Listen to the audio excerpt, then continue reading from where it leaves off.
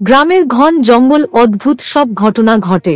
এই জঙ্গলের পাশেই ছিল রফিকের গ্রাম। সে বিভিন্ন বিপজ্জনক জায়গায় ঢুকে পড়ত। একদিন সে জঙ্গলে ঢুকে পড়ে যেখানে প্রচুর বানর অবাধে ঘুরে বেড়াত। হঠাৎ দেখতে পেল এক বিশাল সাগর, যা এই জঙ্গলের মাঝখানে অবস্থিত।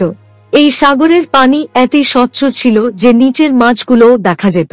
কিন্তু গ্রামের বয়স্করা সবসময় সাবধান করতেন, এই সাগরের আশেপাশে বেশি ঘুরতে নেই, কারণ এখানে এক রহস্যময় অভিশাপ আছে। রফিক এসব কথা উপেক্ষা করে সাগরের ধারে পৌঁছায়।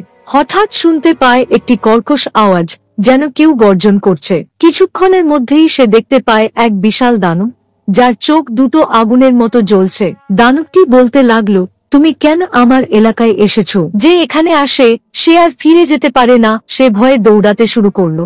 পথে তার সামনে এসে দাঁড়াল এক বানর। বানর বলল, তুমি যদি মুক্তি পেতে চাও তবে ওই পুরনো গাছের নিচে লুকানো এক পুরনো পাথর খুঁজে বের করতে হবে।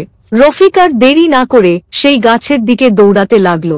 সে সেখানে গিয়ে একটি কালো রঙের পাথর খুঁজে পেল, যা জঙ্গলের রহস্যময় শক্তি ধারণ করেছিল। হঠাৎ করে চারদিক কেঁপে উঠল, বাতাসে এক অদ্ভুত আওয়াজ ভেসে এলো, আর সেই দানবটি ধীরে ধীরে মাটির সঙ্গে মিশে গেল। রফিক প্রাণ বাঁচিয়ে গ্রামের দিকে দৌড় দিল।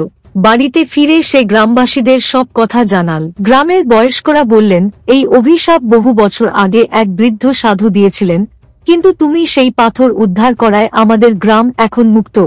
তারপর থেকে কেউ আর ওই জঙ্গলে ভয় পায় না, কিন্তু রফিক জীবনে আর কখনো এমন দুষ্টুমি করার সাহস করেনি।